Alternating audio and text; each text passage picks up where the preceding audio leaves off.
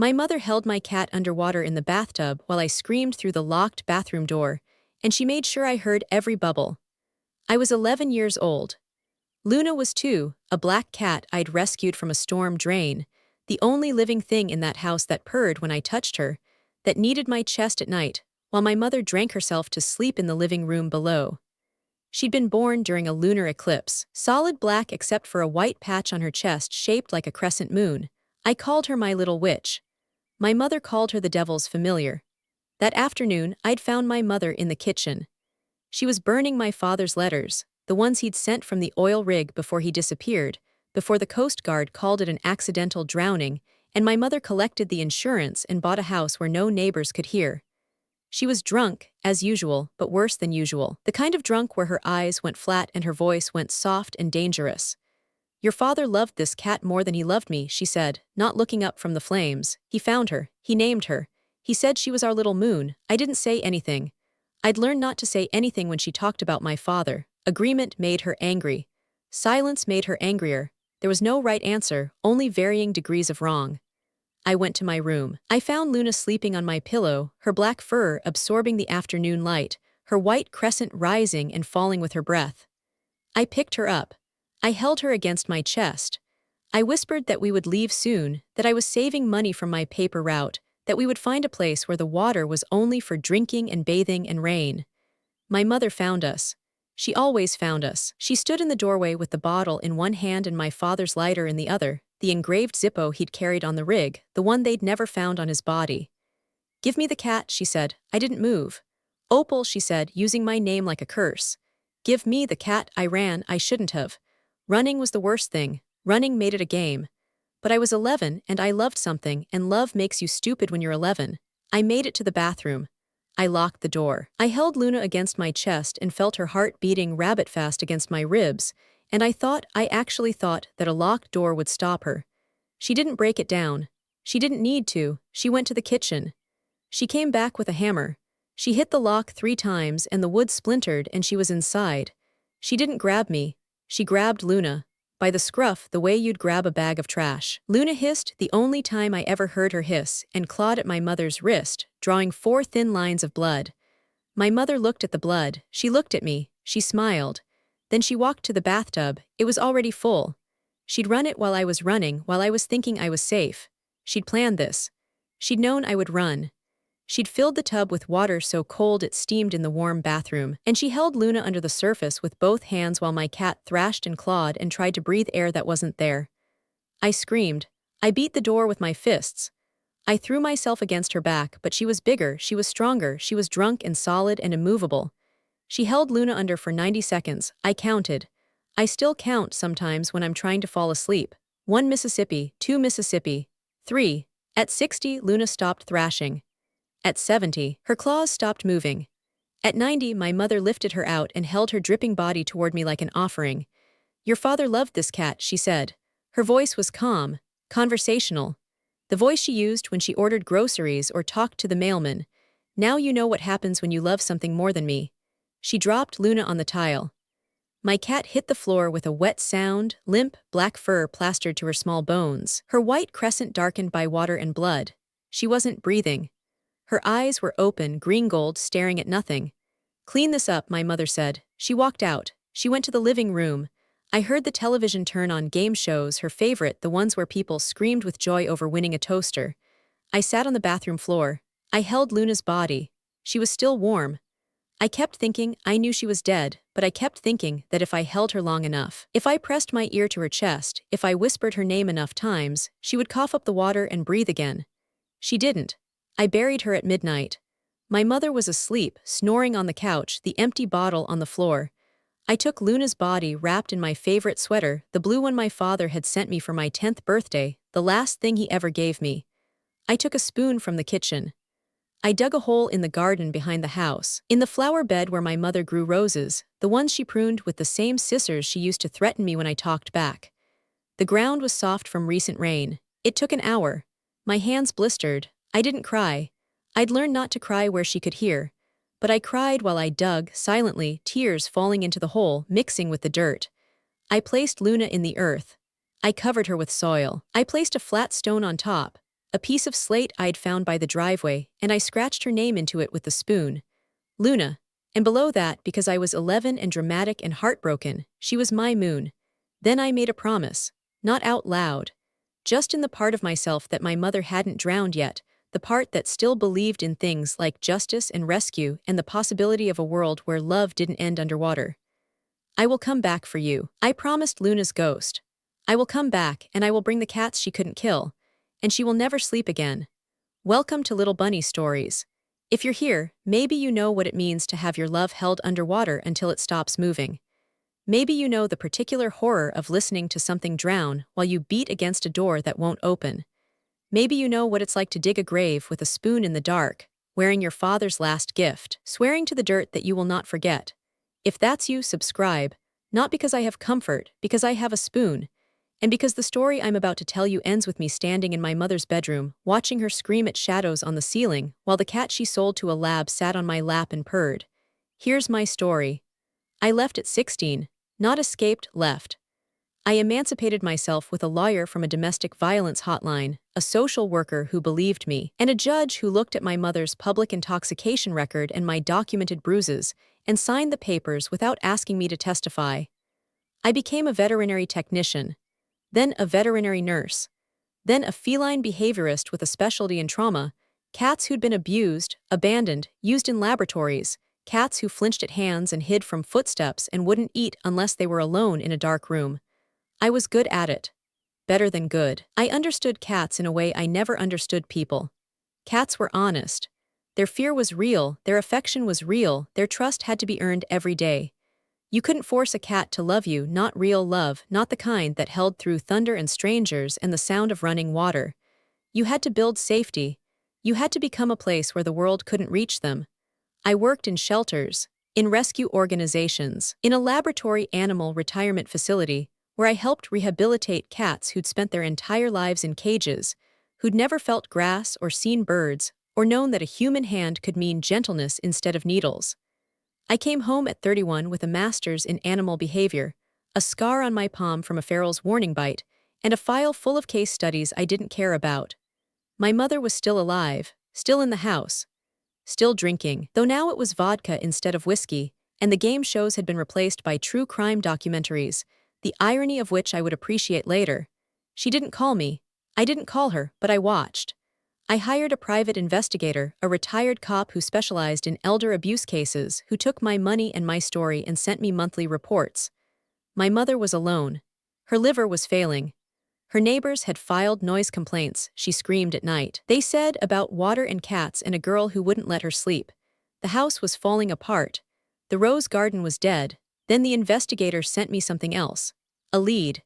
A laboratory supply company, the same one that had provided animals to the facility where I worked, had a record of a purchase from my mother's address. 15 years earlier. One juvenile female cat, black, for behavioral research. Luna hadn't been the only one. I drove to the house. I didn't call first. I didn't announce myself. I just parked in the driveway, the same driveway where I'd found the slate for Luna's grave, and I knocked on the door that had once locked me out of a bathroom. My mother opened it. She was smaller than I remembered. Not just physically, though she was gaunt, her skin yellowed, her hands shaking, but in presence, in threat, in the ability to make me afraid. But I was still afraid. I felt it the moment I crossed the threshold. The bathroom where she'd drowned Luna. The living room where she'd slept while I dug. The kitchen where she'd burned my father's letters. The rose garden where Luna was buried, where the slate was still there though the name had worn away to nothing. Opal, my mother said. Her voice was the same, soft, dangerous. My little moon, you've come home. Yes, I said, I have, I moved in. I told her I was between jobs, that I needed a place to stay, that I'd heard she was sick, that I wanted to help, that I forgave her, the lie I knew she wanted to hear, the one she'd been waiting for since the night she killed my cat. She believed me, of course she believed me. Narcissists always believe forgiveness is their due. They think cruelty is currency, and if they spend enough of it, eventually someone will pay them back with love. I explored the house while she slept. Her room, unchanged, the same quilt, the same photos of her younger self, the same bottles hidden in the closet, the shoebox under the bed. The bathroom where the tub had been replaced with a walk-in shower, easier for my knees, she said, though I knew it was because she couldn't stand to look at it anymore. The basement where the air was cold and smelled of mold and something else. Something chemical and the attic. Locked, but the key was in the junk drawer, the same drawer where she'd kept the hammer. I climbed the stairs. I turned on the light. There were cages. 5 of them. Rusted empty, but with scratch marks on the bars and stains on the floor that I didn't need a black light to identify. And on the wall, written in what looked like faded marker or something else, names. Dates: Luna, 2011, and before her, Stardust, 2007. Comet, 2005. Eclipse, 2003. Nova, 2001. 5 cats. 5 graves in the rose garden, I would later learn. 5 lives she'd taken before Luna, each one a replacement for the last, each one drowned or sold or lost, each one a lesson in what happened when I loved something more than her. But there was one cage that was different. Larger, cleaner, with a water bowl and a food dish and a small blanket that still held the impression of a body. Recent, within weeks. I went back downstairs. I made my mother tea, I smiled. I listened to her stories, the same stories, always about her, her sacrifices, her pain. My father who'd abandoned her, me who'd abandoned her, the world that never appreciated her. You always were sensitive, she said one night after her 3rd vodka. Too much like your father. He loved animals more than people too. It's a weakness, Opal, it makes you vulnerable. Yes, I said, it does. I found the cat 3 days later. Not in the house, in the shed behind the garage where my mother had hidden her from me. A black cat, young, with a white patch on her chest shaped like a star. She was in a carrier, covered with a tarp, with a water bottle and a bag of food that was almost empty. My mother had been planning to sell her. The same laboratory supply company, the same behavioral research. She'd been waiting for the pickup, hiding the cat, knowing I was in the house, playing the long game of cruelty that had defined her entire life. I didn't take the cat, not yet. I needed to be careful. I needed a plan. I needed to do what I'd promised Luna I would do, not just rescue, but make my mother understand. Make her feel what I'd felt. Make her lie awake at night listening to sounds that wouldn't stop. I named the cat Eclipse, because she'd been hidden in darkness. Because she was the shadow of everything my mother had tried to destroy. Because she was black with a white star, and stars only shine in the dark. I didn't keep Eclipse in the house. That would have been too obvious, too risky. I rented a room in a boarding house 3 miles away, paid cash, used a fake name, told the landlady I was a traveling nurse. I moved Eclipse there. I set up a safe room, dark, quiet, with hiding places and high perches and a litter box in a closet. I spent my days at my mother's house playing the dutiful daughter and my nights with Eclipse, rebuilding what my mother had tried to break. She was traumatized. Not just from the carrier and the shed, but from whatever had come before. She flinched at sudden movements. She hid from footsteps. She wouldn't eat if I watched her, wouldn't drink from a bowl on the floor, wouldn't let me touch her head for the first 2 weeks. I rebuilt her, not into a weapon, into a witness. I taught her that my hand meant safety, that my voice meant food, that my presence meant the world was not going to hurt her. I taught her to come when I called, a soft whistle, 2 notes, the same whistle I'd used for Luna. I taught her to sleep on my chest, to knead my sweater, to purr so loud it vibrated through my ribs, and I taught her my mother's scent. I collected it carefully. A nightgown from the laundry, a hairbrush from the bathroom, the pillowcase from her bed. I sealed them in jars, let Eclipse smell them, rewarded her when she found them hidden, when she tracked them across the room, when she sat and watched without fleeing. My mother didn't know about Eclipse. She thought I'd found a job, finally, she said, some responsibility, and was spending my evenings at a clinic. She didn't know I was training a black cat with a white star to do what Luna never could, survive her, outlast her, and make her afraid of the dark. I moved back into the house full-time. I played the devoted daughter, cooking her meals, managing her medications, listening to her stories, smiling at her jokes. And every night, I planted the seeds of her undoing. It started small, a dead mouse on her pillow, not real, a toy I'd bought at a pet store but realistic enough in the dark. She woke screaming. The cats, she muttered. The cats are back. Dreams, I said, bringing her water, just dreams, then sounds. Meowing, soft and distant, coming from the walls. I'd recorded Eclipse, her purr, her mew, her warning hiss, and I played it through a Bluetooth speaker I'd hidden in the heating vent. My mother searched the house with a flashlight, checked the attic, checked the basement, found nothing. She started drinking earlier, sleeping less. Then the water. I rigged the bathroom sink to drip, just a drop every 10 seconds, irregular, unpredictable. The sound of a faucet not quite turned off. The sound of a bathtub filling. She stopped using the bathroom at night. She bought adult diapers rather than walk past the tub in the dark. She started seeing cats. Not Eclipse, I kept her away, but shadows that moved at the edge of her vision. shapes that disappeared when she turned her head, pairs of eyes that reflected the porch light. I used reflective tape, cut into circles, placed at strategic heights.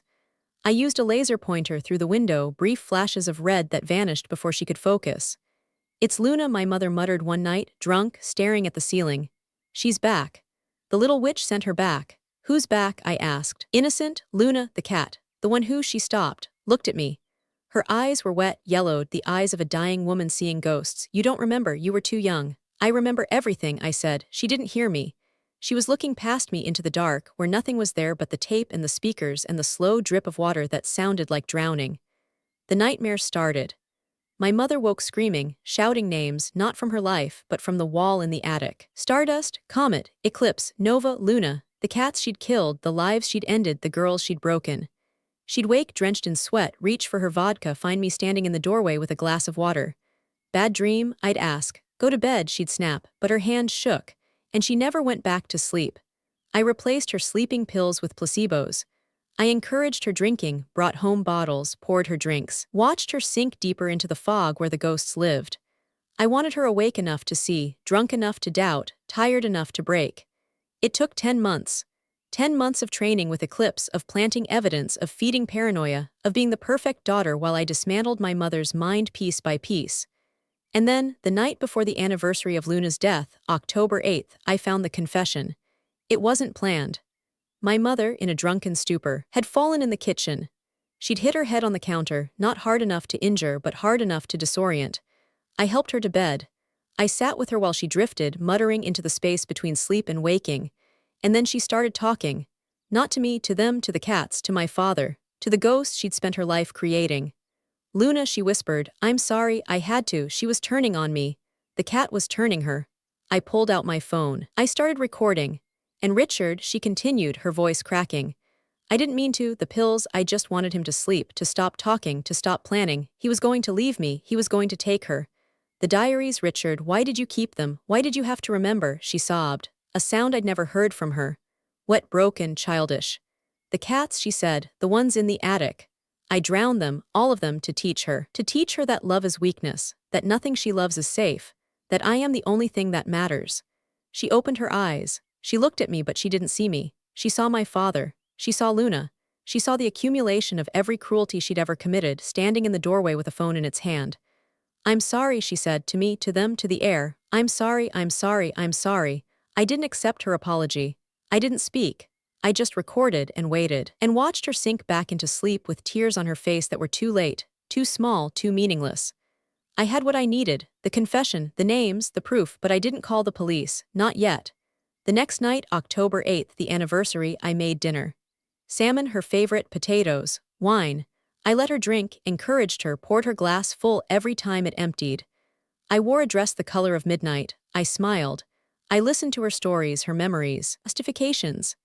After dinner, she went to the porch for a cigarette. I followed. The night was cold, clear, the stars sharp as broken glass. The rose garden was dark, silent. Waiting, she lit her cigarette, she looked at the garden, and she froze. Eclipse was there, not hidden, not distant. 10 feet away, sitting on Luna's grave, visible in the porch light. Her black fur, her white star, her green-gold eyes, watching. My mother dropped the cigarette. "Luna," she whispered. "No, no, you're dead, I drowned you." She turned to run, stumbled, fell against the railing. I didn't move, I just watched. Eclipse didn't move either. She sat. She waited. She was trained to do that, to hold, to watch, to be present without fleeing until the command came. But I didn't give the command, I never would. My mother scrambled to her feet. She ran inside. She grabbed a knife from the kitchen, the same knife she'd used to cut salmon, the same knife she'd threatened me with when I was 11. She came back to the porch, waving it, screaming at the dark, at Eclipse, at the ghosts that weren't there. "Come on," she shouted. "Come on, you devil, you want me? Come get me." Eclipse didn't move. She just sat and watched and waited. My mother lunged. The knife caught nothing but air. She lunged again and again. Swinging at a cat that was no longer there, Eclipse had vanished at the first movement, melted into the dark. Her training holding, the neighbors called the police. I called them too from the kitchen, my voice trembling, the perfect frightened daughter.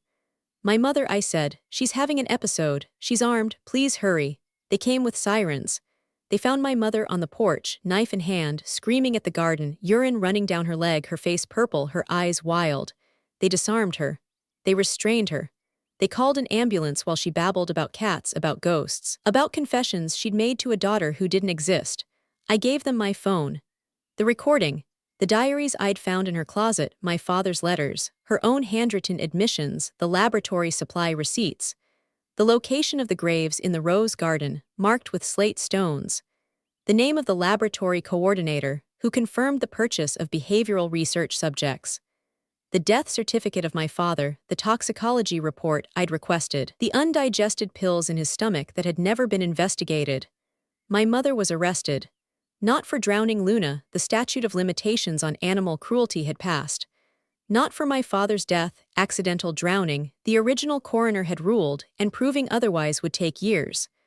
But for the confessed fraud, the unregistered sale of animals, the threats to neighbors, the assault with a deadly weapon. Enough to hold her. Enough to start. She was evaluated by a court psychiatrist. Diagnosed with alcohol-induced dementia, paranoid psychosis, Munchausen by proxy, sent to a psychiatric facility rather than prison. I didn't attend the hearing. I didn't need to see her in restraints in a hospital gown in the kind of locked room she'd built for me in the bathroom, but I visited once, 3 months after her commitment. She was smaller than I'd ever seen her. The vodka was gone. The game shows were gone. She was just an old woman in a wheelchair, oxygen tube in her nose, staring at a wall. I sat across from her. I didn't speak. I just opened my hand and Eclipse, who I'd brought, who was allowed as my therapy animal, who sat on my lap like a shadow made flesh, kneaded my palm with her paws. My mother saw her. Her eyes widened. Her mouth opened. No sound came out. "This is Eclipse," I said. "You were going to sell her to a lab. She lived. She learned. She chose to stay with me." I stood up. I walked to the door. Eclipse followed, her gait steady, her black fur absorbing the fluorescent light, her white star bright against the darkness. "She doesn't need to attack you," I said, my hand on the doorframe. "She just needs to exist, to be here, to be alive when you're not." I left. I didn't look back.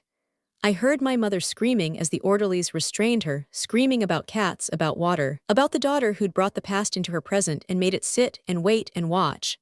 I didn't keep the house.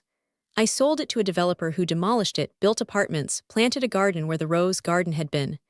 I didn't visit the grave markers. I had the remains exhumed, all 6 cats cremated, the ashes scattered in a meadow where I'd played with Eclipse, where grass grew thick and no one had ever drowned. I bought land. 40 acres, remote, with a cabin and a cattery and woods that went on forever. I called it Luna's Meadow. Not a shelter, a sanctuary, for cats rescued from laboratories, from abusive homes, from hoarding situations, from the kind of darkness that makes a creature forget that light exists. We didn't train obedience, we trained trust. We didn't breed subjects, we healed witnesses. The logo was a crescent moon with a paw print. The motto, we don't train submission, we train safety. Eclipse was the first resident. She became the teacher, the cat who showed newcomers that humans could be different, that hands could mean gentleness, that water was for drinking and the tub was for napping. She lived 9 more years. When she died, I buried her in the meadow, in ground that was soft, in a grave that was deep, with my hands that didn't blister because no one had made me dig in the dark. I still sit with the cats. Every evening in the cattery, in the meadow, in the place where Eclipse is buried. And every time a new cat, scarred, frightened, expecting the worst, crawls into my lap and kneads my chest and purrs so loud it vibrates through my ribs, I smile. Because the cat my mother was going to sell to teach submission learned something better. She learned that safety is not demanded. It is built. That trust is not drowned into submission. It is grown, day by day, choice by choice, until the creature that was broken becomes the creature that heals others. And my mother, in her hospital room, still screams at shadows, still sees cats in the corners, still waits for a drowning that will never come, because the worst thing I could do to her was not violence. It was patience. It was presence. It was the simple, terrible fact of a cat who lived when she wanted her dead, who chose to stay when she wanted her gone, who sits in my memory forever, watching, waiting, and never fleeing.